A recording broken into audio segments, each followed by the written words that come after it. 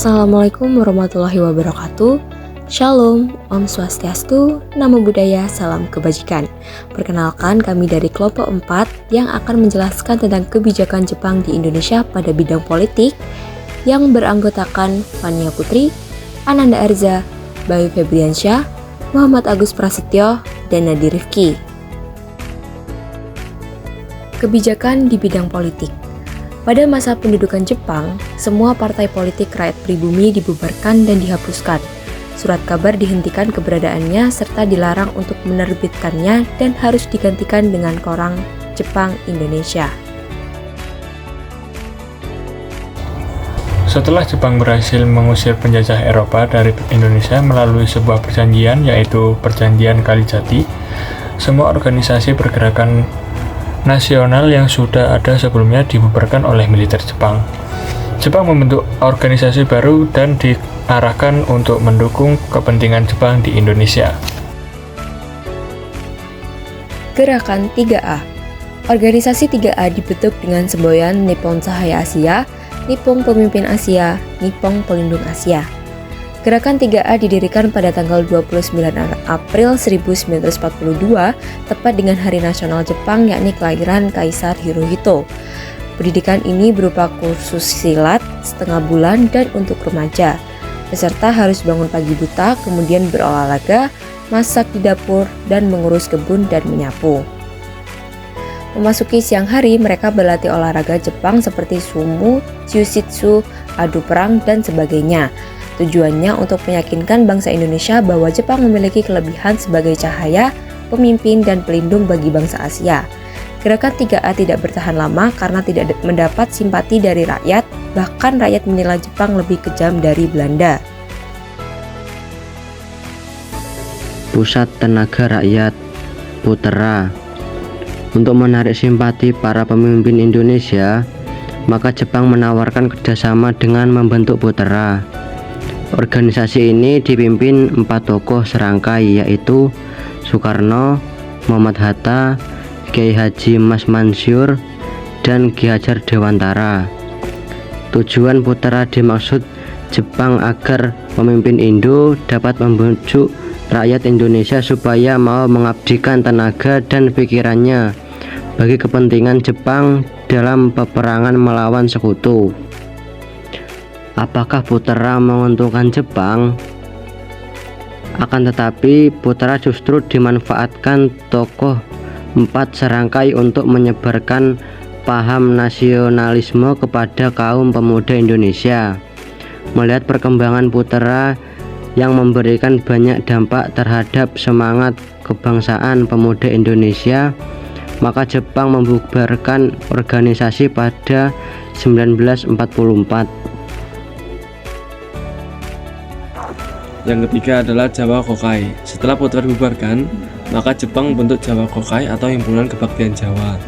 Alasan dibentuknya Jawa Kokai karena di dalam tradisi Jepang terdapat 3 dasar utama, yaitu rela mengorbankan diri, kedua mempertebal persahabatan, dan mengerjakan sesuatu harus menghasilkan bukti.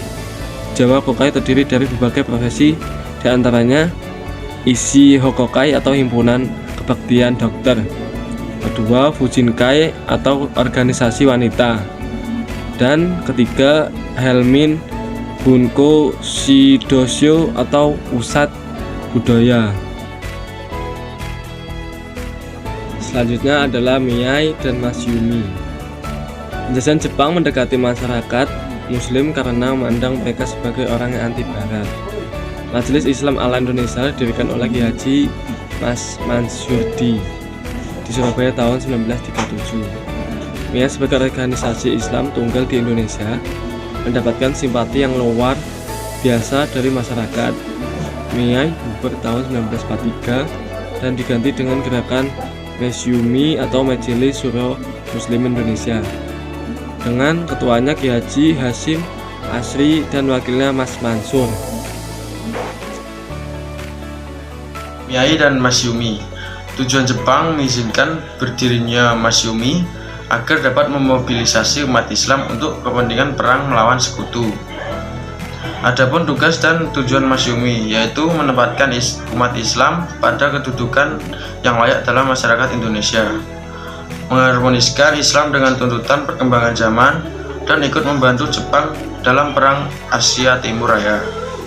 Awalnya, Masyumi adalah federasi yang menaungi organisasi Islam pada masa pendudukan Jepang.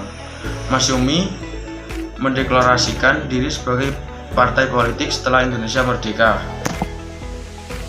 Selanjutnya ada Chuo Sangiin. Pada 5 September 1943, Saiko Shikikan, Panglima tertinggi Kumaichi Harada, mengeluarkan Osamu Seirei nomor 36 dan 37 tentang pembentukan Chuo Sangiin atau Dewan Pertimbangan Pusat dan Chuo Sankai, Dewan Pertimbangan Keresidenan. Chuo Sangiin adalah Dewan Pertimbangan Pusat yang berada langsung di bawah Saiko Shikikan.